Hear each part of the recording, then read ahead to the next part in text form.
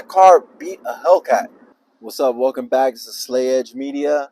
Thank you for tuning in. And this is for the IE Stage 1 and TCU tune. And I want to share the experience of what it's like driving on a windy road with this kind of performance. It's going to shift according to how a spirited driver would drive. So it's going to keep gears how you would drive if you were trying to be driving more of performance versus the stock tuning is more about efficiency, saving gas. So cruising right here, it would probably be in fifth gear already.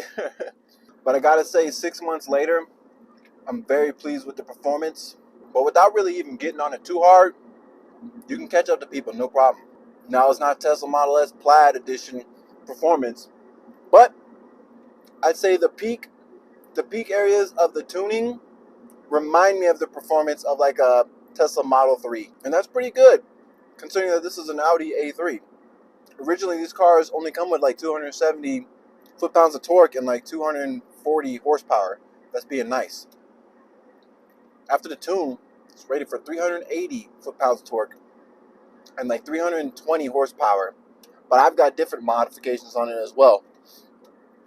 I got my huge 3.5-inch air intake pipe, open air intake, as well as I got a turbo inlet pipe and a turbo muffler delete installed on here. And with the performance gains you're supposed to get from those parts alone, I'm sitting about above 400 foot-pounds of torque and about, I'm gonna be nice, I'll say maybe 340 horsepower to the engine. Just so I'm clear, this car's power doesn't shine on the top end, so you're not gonna get on the freeway and start beating Hellcats. But this car, the Audi A3 2.0 Turbo Quattro with the ethanol tune, can beat a Charger Hellcat or a Challenger Hellcat on a drag strip. It beats it. You can look on YouTube. I'll show a little clip right here.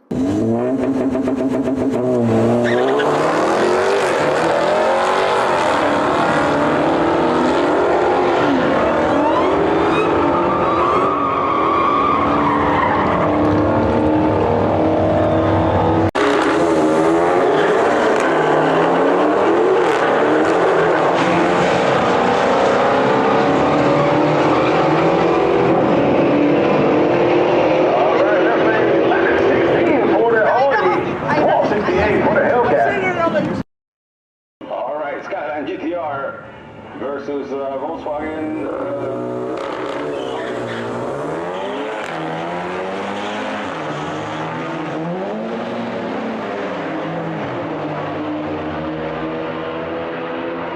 Checking out the Volkswagen. 1149 to 1193, handed it to the GTR. That car beat a Hellcat. So the tuning capabilities of the Audi A3 or S3 or the RS3 being the top one is phenomenal. You can get this car 500-600 horsepower if you put a good amount of tuning. That's with the 2-liter turbo. Now the 2.5, I've seen that one, it's 1,000.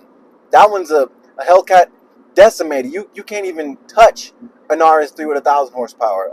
And even those kind of cars have their limits. But the thing is, you have to spend $100,000 to be able to get this kind of performance off the shelf. For like a Dodge Hellcat, those are 70, 80, 90, 100K versus this one. These cars are reasonably priced. You put a good little amount of money into it in mods and tuning, and you're beating all those cars. So right now I'm cruising about 70 something miles an hour, and it stays in fifth. Its goal was to save gas for you, so you'd be doing 30 already in fifth gear. It would shift up quick right away, boom, boom, boom, boom, boom, and you would have no throttle response. Whereas now I feel like I have throttle response. I can keep it in drive and be able to accelerate pretty good at any speed. Sometimes I don't like there's still a little bit of a little turbo lag on certain speeds. Like say if I'm in fifth, cruising in fifth, and I want to cruise, it's gonna downshift to fourth, and you gotta wait for the spool to kick in a little bit. But it's only like a second delay. It's not that long. So if I'm going down the road and I'm at a yellow light, or I'm about to hit a yellow light, I can hit the gas and be able to get some instant acceleration, get across that line, no problem. The light won't even turn red. I'll get there quick. The only other car I've been in that's similar to that is gonna be a Tesla. where you can really hit that gas and go get across there, and it's quiet too. And now I've contemplated about putting on the downpipe or getting aftermarket exhaust, but those only add a little bit of power.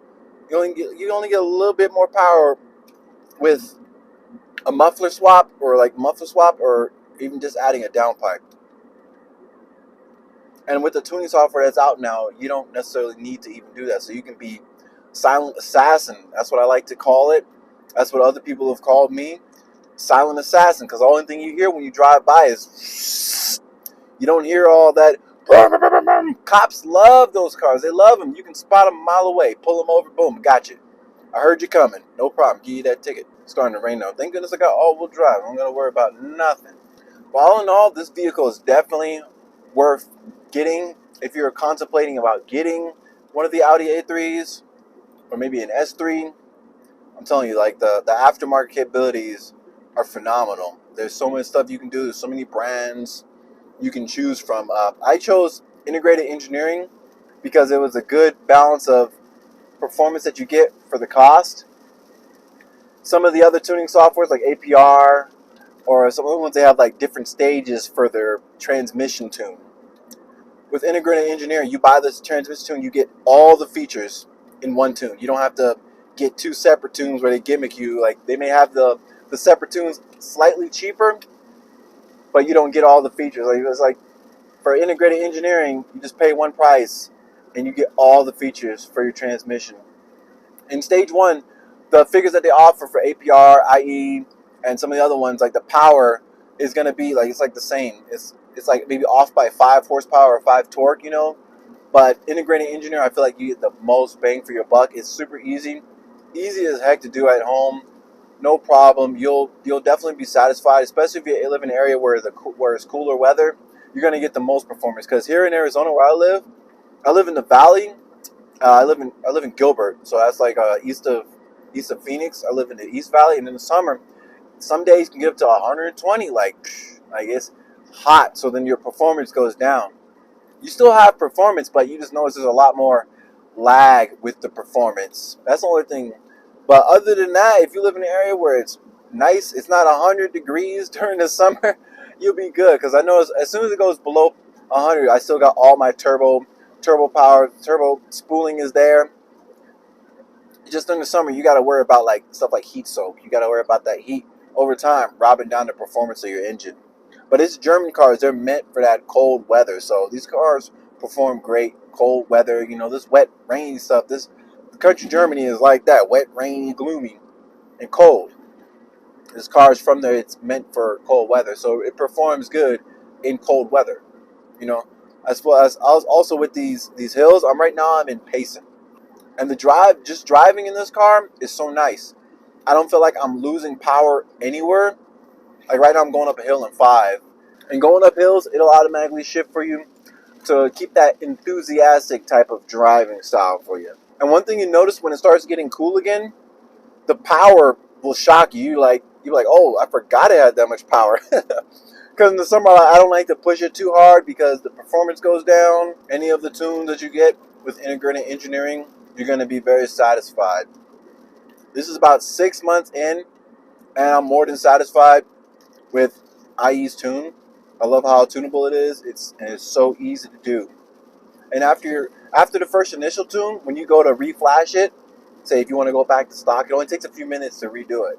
You don't have to sit there 25 minutes like you did before when you initially do it.